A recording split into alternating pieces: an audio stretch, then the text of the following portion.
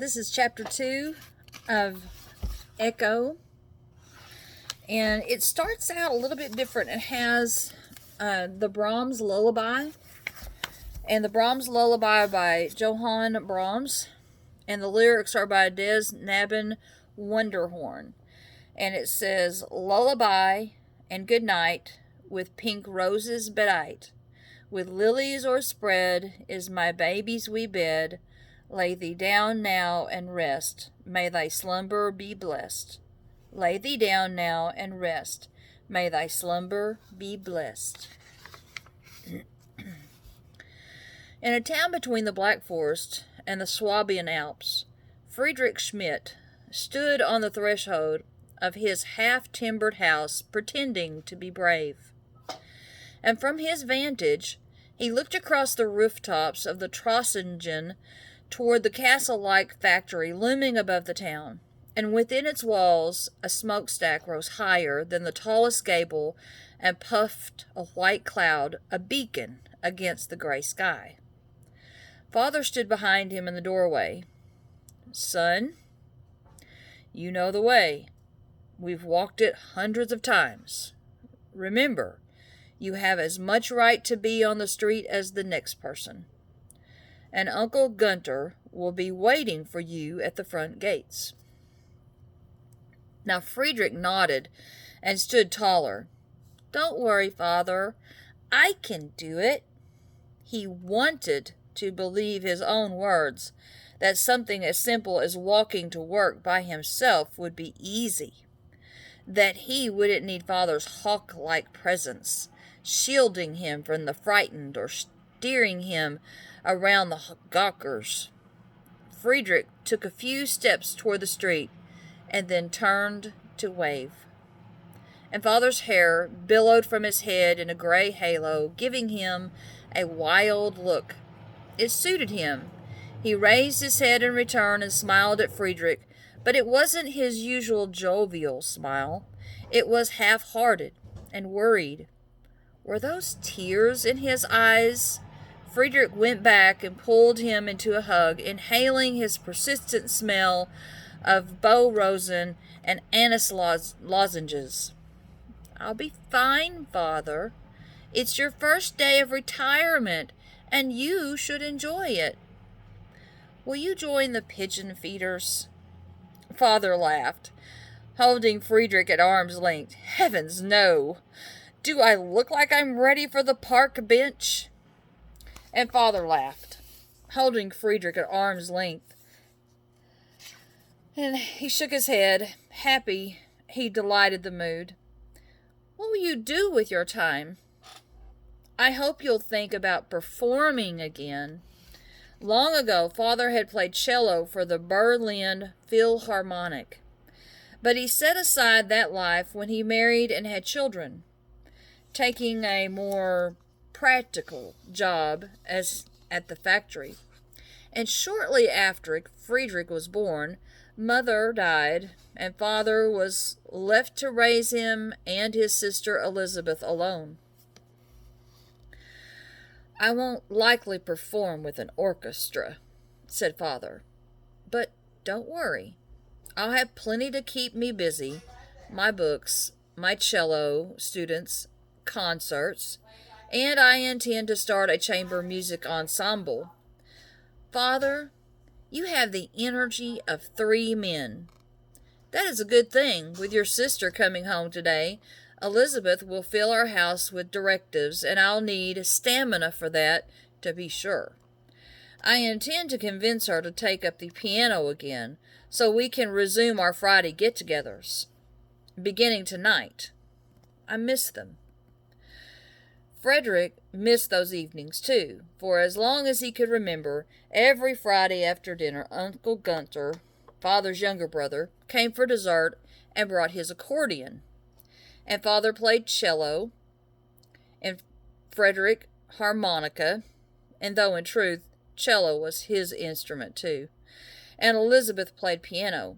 And Father and Elizabeth would argue about everything from the choice of songs to the order in which they were played.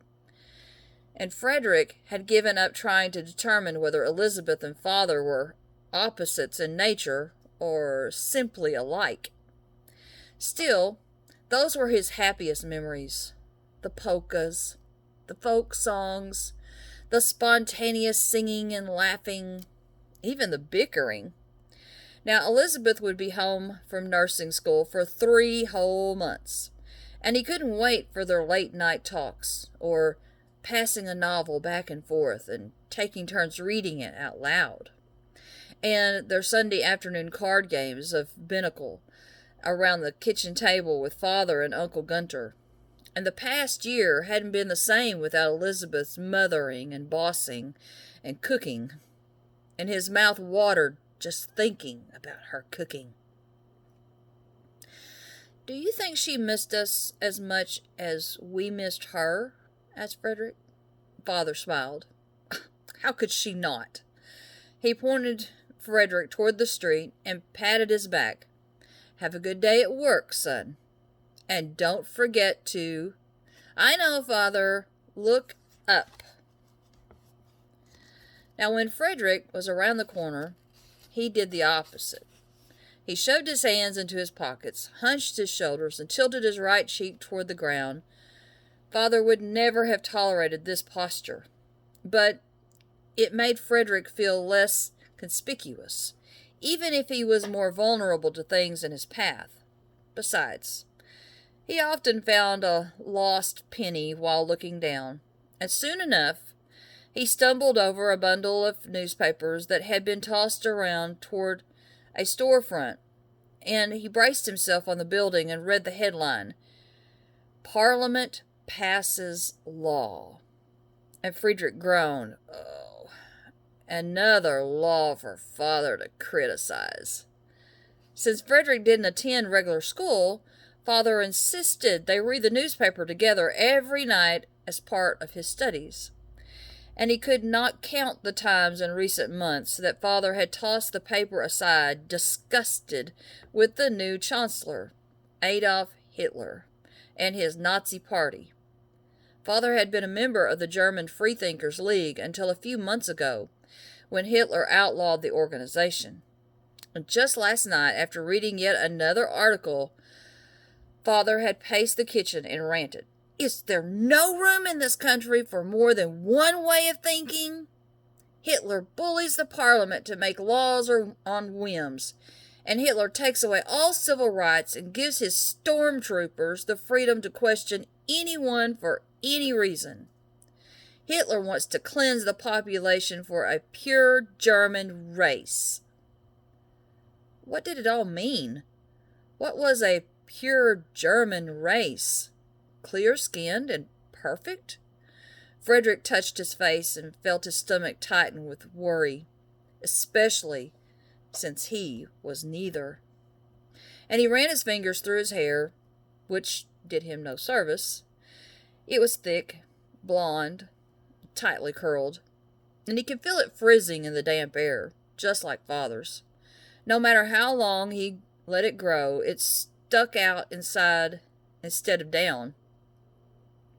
And if only he had straight hair, he could let it drape across his cheek. But there was no hiding his blotchy birthmark.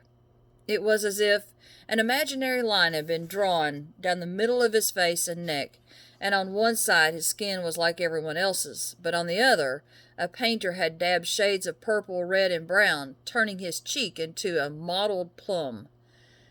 And he knew he looked horrid. How could he blame people for staring or being frightened? At the next corner he turned down the thoroughfare, and when he reached the music conservatory, he could hear someone practicing the piano in an upper story. Beethoven's Fair Elise. And for this, he stopped and lifted his head, becoming lost in the music. Unconsciously, his hand rose and bounced to the time of the song, and Frederick smiled as he pretended the musician was following his direction. And he closed his eyes and imagined the notes sprinkling down and washing his face clean. A car horn startled him, He shoved his hands into his pockets, lowered his head, and resumed walking, and he kicked at a rock in his path, feeling the familiar mix of hope and dread. And his audition at the conservatory, for which he'd been preparing for as long as he could remember, was just after the new year. What if he did not perform well?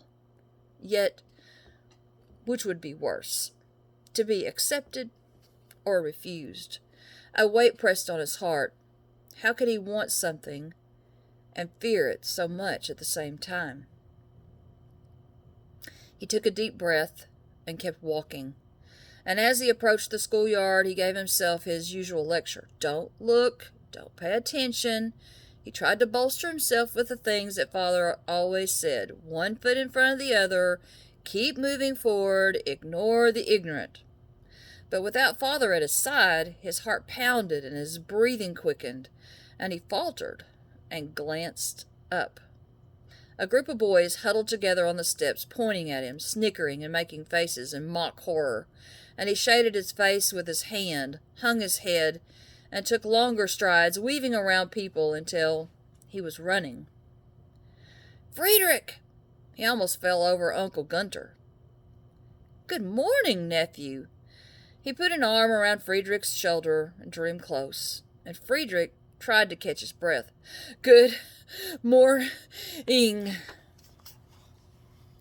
Aren't you happy to see me? Because I am happy to see you. Come. He guided Frwiderich through the factory gates. I'm moving over to your father's table today. We'll be side by side. Is that agreeable? Uncle Gunter was his usual jovial self, and it steadied Frwiderich. Of course, he said. Is it what I'd hoped? As he and Uncle Gunter crossed the cobblestone square, and Frwiderich could feel his heart and breathing calm, the towering buildings, the stone paths, and the arched passageways all meant safety.